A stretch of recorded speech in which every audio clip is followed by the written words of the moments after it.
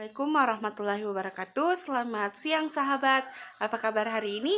Tetap semangat dan terus belajar.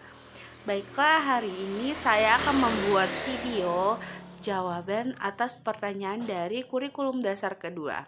Tapi sebelum itu, saya akan memperkenalkan diri terlebih dahulu. Nama saya Nurdayanti dari Motivator Magang Gelombang kelima. Baiklah, saya akan menjawab pertanyaan-pertanyaan yang diajukan dari kurikulum dasar kedua. Yang pertama, apa pengertian individual system? Individual system adalah suatu proses belajar di mana anak dijadikan sebagai subjek belajar. Yang kedua, mengapa pendekatan yang dilakukan harus individual system?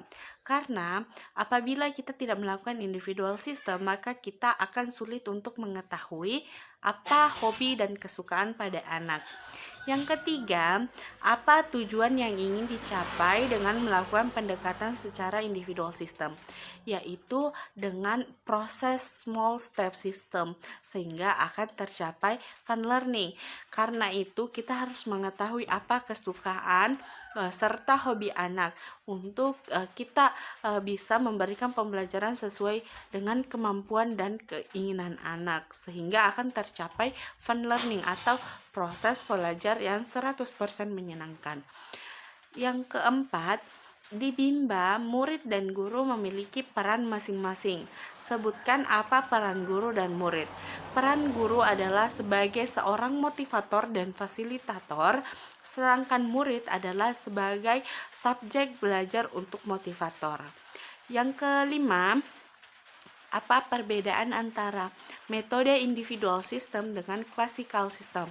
Metode classical system yaitu di mana kurikulum ini telah ditetapkan. Selain itu, materi yang diberikan kepada anak yaitu sama untuk semua anak. Sedangkan di individual system, kurikulum yang diberikan tidak langsung karena kita harus mengetahui apa kesukaan dan kemampuan anak. Selain itu, anak juga diberikan materi sesuai dengan kebisaan serta kemampuan anak. Tidak dipaksakan untuk disama-samakan dengan anak-anak yang lain. Yang keenam, bagaimana cara yang dilakukan motivator agar dapat melakukan pendekatan secara individual?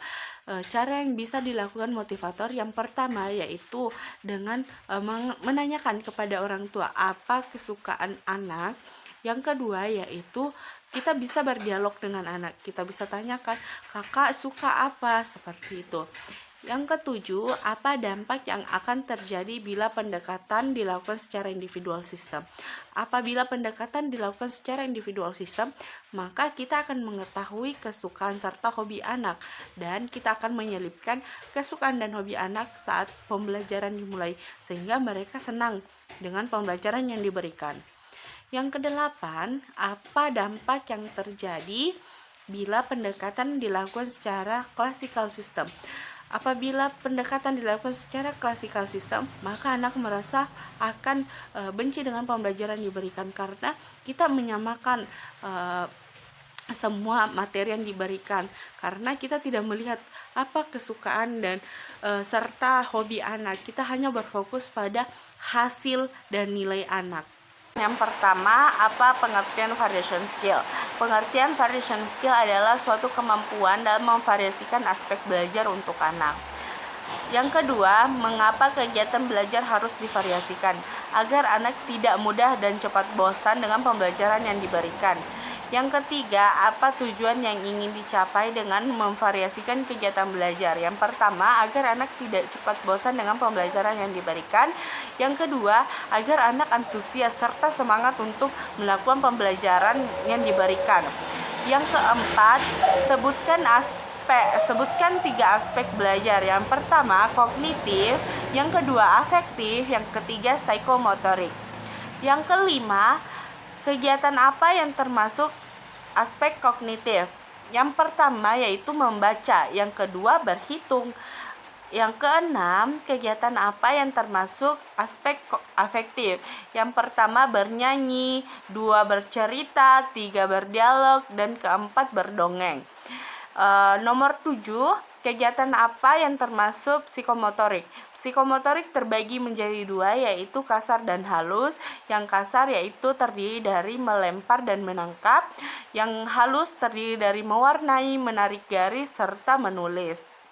Yaitu bagaimana cara motivator memvariasikan kegiatan belajar dengan aspek belajar. Yang pertama yaitu dengan menerapkan teori bandul, di mana kita memberikan anak pembelajaran yang mereka inginkan, seperti bermain baca-baca, bermain tulis. Kita tanyakan kepada anak apa yang anak inginkan. Yang pertama, apa yang dimaksud dengan the law of effect atau hukum akibat, di mana the law of effect yaitu suatu kegiatan yang menyenangkan yang membuat anak selalu ingin mengulang pembelajaran sehingga mereka akan mampu dengan pembelajaran yang diberikan. Kedua, apa yang dimaksud dengan the law of exercise? The law of exercise adalah suatu kegiatan yang dilatih terus-menerus akan menumbuhkan atau meningkatkan kemampuan anak. Yang ketiga, apa yang dimaksud dengan the law of readiness atau hukum kesiapan? Jika anak sudah mampu dan siap melakukan sesuatu, maka akan menjadi menyenangkan untuk anak. Sekian video dari saya. Assalamualaikum warahmatullahi wabarakatuh.